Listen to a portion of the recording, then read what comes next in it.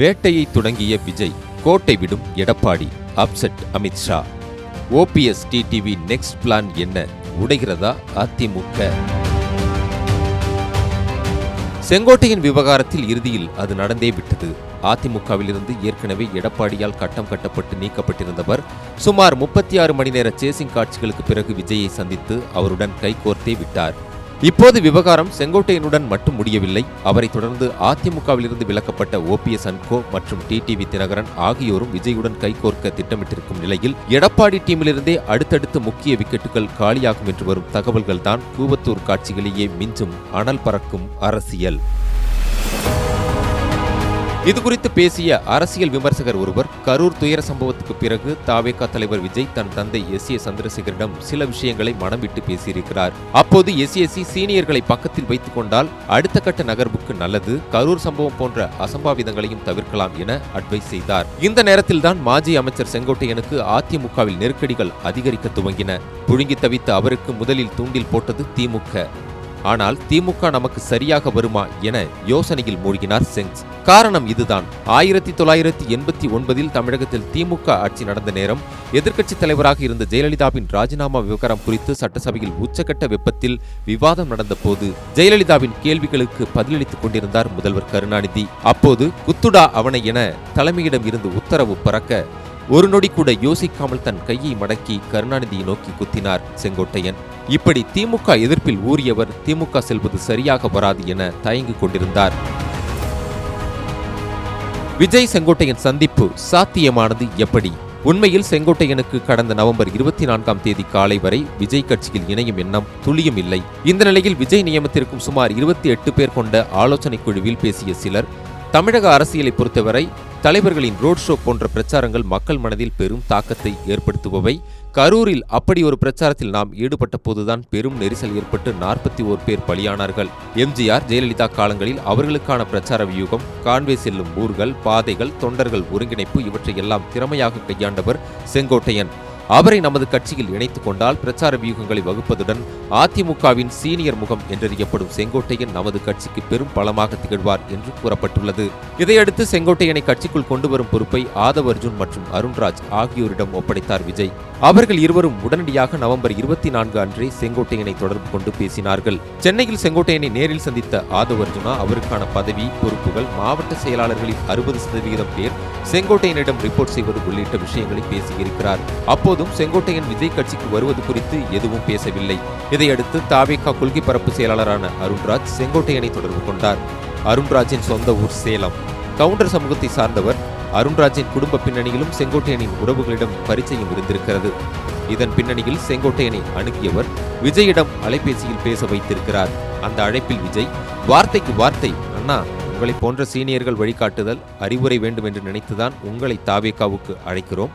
விஜயகாந்துக்கு அன்றைக்கு பன்ருட்டியார் எப்படி சாரதி போல செயல்பட்டாரோ அப்படி எங்கள் இயக்கத்துக்கு நீங்கள் வழிகாட்ட வேண்டும்.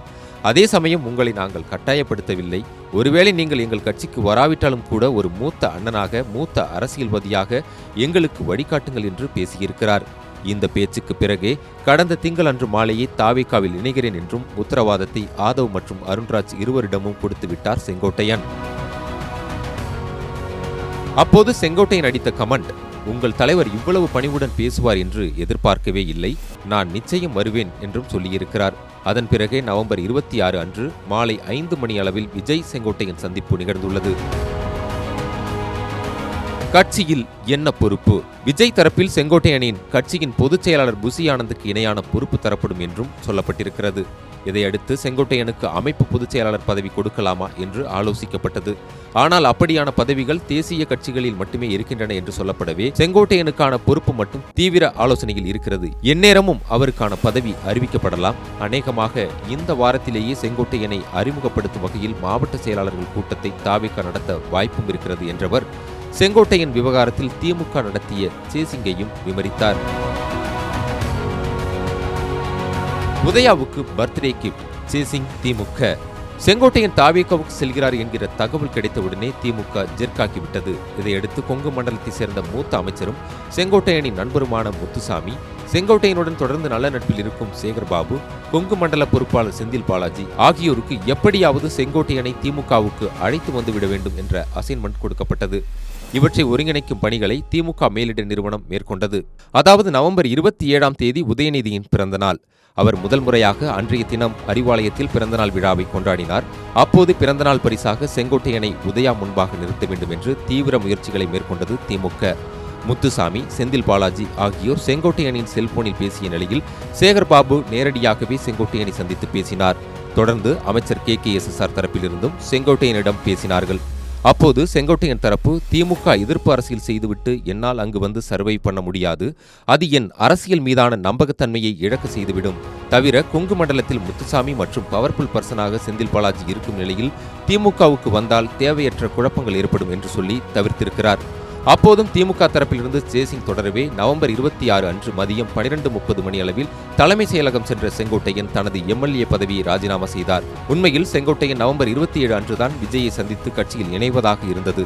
ஆனால் திமுகவின் சேசிங் காரணமாக விஜய் அவசர அழைப்பு விடுக்கவே நவம்பர் 26 அன்றே விஜயை சந்தித்து விட்டார் செங்கோட்டையன். வேட்டையை தொடங்கிய விஜய் 1996 சட்டசபை தேர்தலில் அதிமுக படுதோல்வியை தழுவிய பிறகு அக்கட்சியில் இருந்து வெளியேறிய சேடப்பட்டி முத்தையா, ரகுபதி, கருப்பசாமி பாண்டியன் ஆகியோர் நேரடியாக தஞ்சம் புகுந்த இடம் திமுக தான். இதன் பிறகுதான் அதிமுகவில் இருந்து டிஸ்மிஸ் செய்யப்பட்டவர்கள், அதிருப்தியாளர்கள் திமுகவில் ஐக்கியமாக தொடங்கினர். இதே லாஜிக்கை தான் இப்போது கையில் எடுத்திருக்கிறார் விஜய். சீனியர் கையான செங்கோட்டையனை கட்சிக்குள் வளைத்து போட்டால் அதிமுகவில் இருந்து ஜம்பாகக்கூடியவர்கள் நேரடியாக தாவேகாவுக்குள் வருவார்கள்.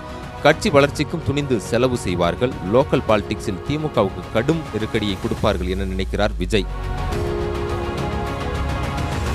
அப்செட்டில் அமித்ஷா. அதற்கு நடுவே தமிழக அரசியல் அப்டேட்களை தன் கையில் வைத்திருக்கும் உள்துறை அமைச்சர் அமித்ஷா தற்போது எடப்பாடி பழனிசாமி மீது கடும் கோபத்தில் இருப்பதாக சொல்லப்படுகிறது. அதாவது எடப்பாடியை நம்பித்தான் தமிழக பாஜக தலைவராக இருந்த அண்ணாமலையை மாற்றினார் அமித்ஷா. அதற்கு எடப்பாடி பாஜகவுக்கு இதுவரை எந்த ரிசல்ட்டுமே கொடுக்கவில்லை. வரும் தேர்தலில் திமுகவை வீழ்த்த கூட்டணியை பலப்படுத்த வேண்டிய கட்டாயத்தில் இருக்கிறது அதிமுக. ஆனால் இதற்கு நேர்மாறாக கூட்டணியை தொடர்ந்து பலவீனப்படுத்திக் கொண்டே வருகிறார் எடப்பாடி. அதேபோல பாஜக கூட்டணியில் ஸ்ட்ராங்காக இருந்த OPS மற்றும் டிடிவி தினகரன் ஆகியோர் கூட்டணியில் இருந்து வெளியேறவும், கொங்கு மண்டலத்தில் இந்த கூட்டணி வீக்காகவும் காரணம் எடப்பாடி மட்டுமே என நினைக்கிறார் அமித்ஷா. தவிர பாமக மற்றும் தேமுதிகவை கூட்டணிக்குள் கொண்டு வருவதிலும் ஜவ்வாக எடுக்கிறார் எடப்பாடி என்பது அமித்ஷாவின் கோபம். இதையடுத்து எடப்பாடிக்கு செக் வைக்கும் வகையில் டெல்லியின் அடுத்த மூவ் இருக்கலாம் என்று எதிர்பார்க்கப்படுகிறது. உடைகிறதா அதிமுக? அதிமுகவில் இருக்கும் எடப்பாடியின் அதிருப்தியாளர்கள் பலரும் பூனைக்கு மணி கட்டுபவர் யார் என்று காத்திருந்த நிலையில் அவர்களுக்கு வழிகாட்டியாக அமைந்துவிட்டார் செங்கோட்டையன். அவரது வழியிலேயே பொள்ளாச்சி ஜெயராமன், வைத்திலிங்கம், வெல்லமண்டி நடராஜன் உள்ளிட்ட சீனியர்களும் அடுத்தடுத்து நகர்வதற்கான வாய்ப்புகள் அதிகரித்துள்ளன. இது நீடித்தால் ஏற்கனவே உடைந்திருக்கும் அதிமுக மேலும் உடைந்து பலவீனமாகும். OPS டிடிவி பிளான் என்ன? இன்னொரு பக்கம் எடப்பாடிக்கு கடைசி வாய்ப்பு கொடுப்போம் என்று அமைதியாக இருக்கிறது டிடிவி தினகரன் மற்றும் OPS தரப்பு. டிசம்பருக்குள் டெல்லி கொடுக்கும் அழுத்தத்தின் பேரில் எடப்பாடி இறங்கி வரவில்லை என்றால் விஜயை நோக்கி கண்சாடை காட்ட தினகரனும் OPSும் தயாராகிவிட்டனர். இருவருமே தாவேகாவில் கூட்டணி அமைப்பது உறுதி என்று தெரிகிறது என்று விளக்கமாக சொல்லி முடித்தார். இதுகுறித்து மாஜி அமைச்சர் ஜெயக்குமாரை தொடர்பு கொண்டு கேட்டதற்கு, தேர்தல் நெருங்குவதற்குள் அதிமுக கூட்டணி இன்னும் பலமாகும், கட்சியிலிருந்து விலகி செல்பவர்களால் எந்த பாதிப்பும் இல்லை, எங்களுக்கு யாரும் நெருக்கடி தர முடியாது என்றார். களம் சூடு பிடிக்குது.